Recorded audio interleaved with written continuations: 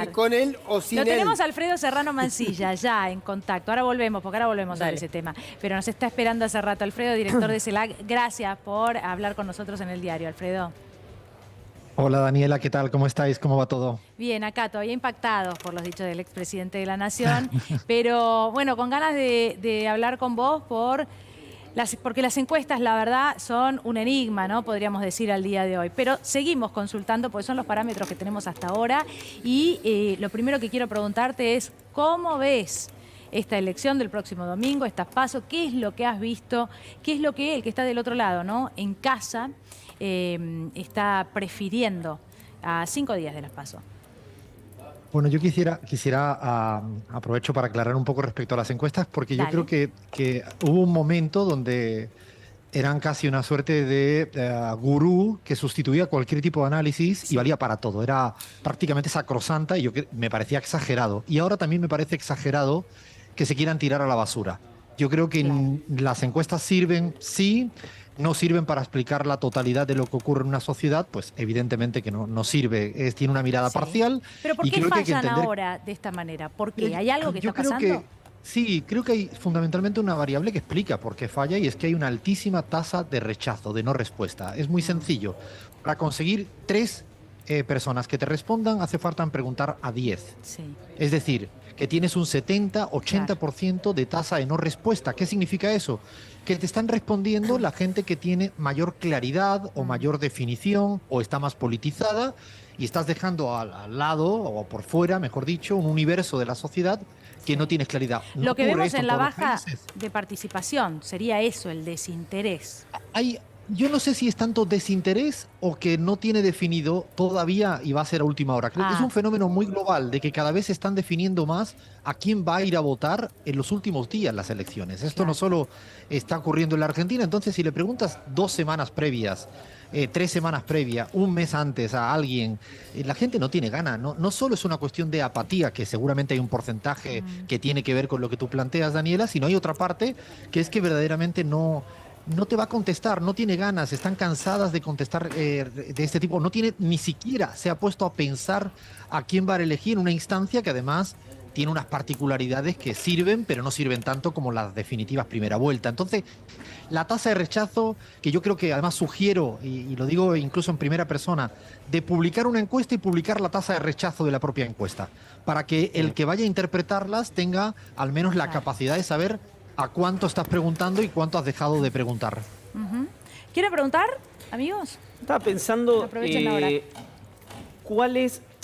¿Qué tal, Alfredo? Perdón, buenas tardes. Estaba tratando de ver por qué algunas encuestas aciertan en algunos lugares con muchísima precisión, donde hay una tasa de rechazo igual que en los que las encuestas le erran definitivamente. Es decir, ¿es siempre la misma muestra? ¿No es siempre la misma muestra?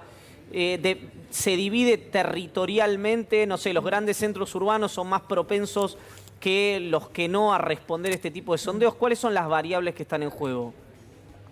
Iván, hola, ¿qué tal? Mira, es fundamental esto que dices y además explica, por ejemplo, nosotros en la última encuesta que hicimos, en las presenciales, te permite incluso que a la gente que no te responde tomar nota. Es decir, es de un barrio popular, es mujer, es joven, de qué región es. Es decir, puedes anotar cierta parte de características de esa sociedad que no te está respondiendo. Las encuestas presenciales te permiten de alguna manera hacer alguna cocina para que la muestra se ajuste mejor y no dejes por afuera. O sea, ¿cuál es el sesgo de la gente que no te responde? Las presenciales te lo permiten. Las telefónicas habitualmente tienen una gran debilidad. La tasa de no respuesta son muy alta, muy elevada. Yo creo que hay un montón hay encuestadoras que miden en 2 días. Esas suelen ser de difícil acierto. ¿Por qué? Porque todo depende de la coyuntura de lo que haya ocurrido en el último día, ¿no? De si gana el Mundial Argentina o si hay una declaración altisonante de Patricia Bullrich o de Milei. Yo creo que hay un montón de características del tiempo que dura, cuán presencial es, la tasa de rechazo, si es telefónica, si es online, si es de los núcleos urbanos o es de todo el país. Yo creo que, claro, eso no da tiempo quizás a que todo el mundo que está interpretando, y sobre todo cuando hay aluvión de encuestas. Lo interesante, Iván, para mí, es cuando las tomas y las utilizas en promedio, porque ahí se amortiguan los sesgos, aunque no todas se puedan comparar entre sí. Nosotros hemos hecho este ejercicio en las últimas elecciones en Brasil, en Colombia, y suelen acertar mucho más de lo que se dice cuando son capaces de ponerlas todas y las ponderas un poquito y las colocas en un promedio, y creo que ahí te da muchas más pistas que si las vas mirando a salto de mata. Mira una, mira otro día otra y mira la siguiente día otra. Eso es más difícil. Alfredo, mira, te voy a preguntar por el votante de Milei. Hay algunos que dicen no hay que prestarle atención a Milei, no existe, es humo. Por otra parte, algunos aseguran que tiene un caudal de votos importante. Algunos aseguran también, y para que vos me respondas todo esto, que son los más jóvenes. Leí un artículo en Página 12 hace un par de semanas que en realidad derriba ese mito de que son solo los jóvenes los que siguen a Milei. Y por último, para que nos expliques todo, ¿crees que hay un caudal de votos en Milei que parece no ser tan fiel y podría virar hacia el kirchnerismo? Porque a mí la verdad me parecen opuestos. Para mí, primero, Milei, el fenómeno Milei es un fenómeno político, es un actor político que existe en la Argentina. Sí. ¿Cuánto tiempo va a durar? No sé, no soy capaz de jugar a ese juego, valga la redundancia, pero es un actor político. No sé si va a sacar el 13% o el 20%. De hecho, en España, por ejemplo, Vox, la ultraderecha, saca un 12-13% y es un actor político determinante. Yo creo que a veces, más allá de saber si va a tener 21 puntos o 15, que lo veremos el domingo a la noche, creo que es un actor político porque además ha transformado la agenda de discusión política en la Argentina, y eso no es menor. Ha forzado que Juntos por el Cambio vaya corriendo detrás de sus propuestas y sus ideas porque es capaz de instalar agenda. Yo creo que los votantes de Milei, o los simpatizantes de Milei, mejor dicho, tienen por un lado, hay un sector que es ideológico y hay otro sector que está buscando una suerte de propuesta mesiánica, de una propuesta muy atajo, respuestas rápidas para cualquier tipo de problema complejo. Estamos en una época donde el atajo funciona. Yo creo que hay una parte de bronca, de enojo, que sintoniza también con esa puesta en escena tan transgresora que él suele poner. Yo no suelo subestimar jamás a ningún actor político, aunque no me guste absolutamente nada de lo que dice. No intento taparme los ojos para decir no existe, no. Es un actor fundamental y que además yo creo que depende del calado electoral que tenga en las PASO, va a ser fundamental también para lo que pueda obtener la candidatura que gane de Juntos por el Cambio en primera vuelta. Si Milei saca un buen resultado electoral en las PASO, seguramente el votante va a seguir votándole en primera vuelta y esto haría que se fragmente el voto de la derecha, centro-derecha. Y si Milei se cae ahora en picado en las PASO, es probable que ese votante se busque cobijo en propuestas como la de Patricia Bullrich. No, y lo hemos mirado, Daniela, en nuestra última encuesta de mayo presencial, un poco alejada de la coyuntura electoral, y el votante de Milei es más una fuga de los votantes de Juntos por el Cambio y nuevos votantes. Bien. ¿Pablo? Sí, Alfredo, estaba pensando ya en el 13 de agosto, en el resultado, este tiempo de Argentina que suele tener la PASO como una primera instancia, la general y un eventual balotaje.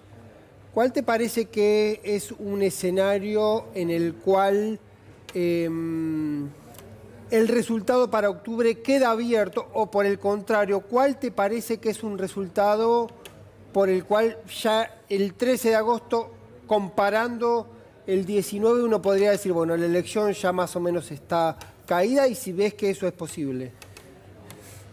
Hola, Pablo. Yo creo que me parece a mí que el resultado de las PASO del 13 de agosto va a dejar sí o sí abierta la partida para octubre. Yo creo que esto no funge como una primera vuelta, evidentemente tiene un peso interpretativo para el electorado, para la sociedad, para los diferentes dirigentes, yo creo que sí, pero me parece que no va a resolver absolutamente nada.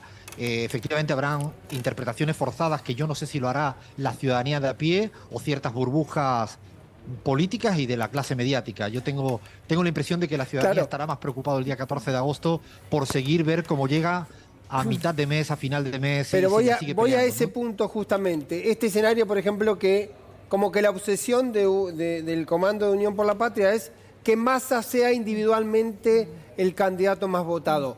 ¿Eso es algo que consume el microclima o para el votante eso es relevante, no es relevante? ¿Qué ves de eso?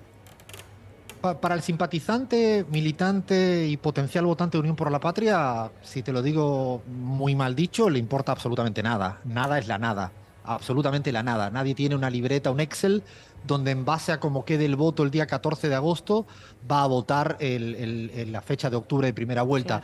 Claro. Y además creo, y eso es una cuestión de valoración propia, yo creo que sería un error garrafal establecer un marco de expectativas tan elevado. Claro. De hecho, fíjate que en España el Partido Popular se puso el listón en ser mayoría absoluta o garantizar la mayoría junto a Vox, y el resultado que ha obtenido es buenísimo el Partido Popular en España. Sin embargo, se puso unas expectativas demasiado altas. Yo creo que para Unión por la Patria, sumando los votos de Massa y de Grabois, teniendo un porcentaje de voto que sea en torno al valor que le permita competir en primera vuelta, me parece que es condición suficiente como para el objetivo de esta instancia, que insisto, es una instancia intermedia que nada tiene que ver con las PASO del 2019, donde había dos modelos y ahí sí fungían como primera vuelta. Bien. Alfredo, gracias por haber hablado con nosotros, y a todos los que quieran escuchar más de Alfredo Serrano Mansilla los fines de semana en Radio 10, los sábados al mediodía, ¿no?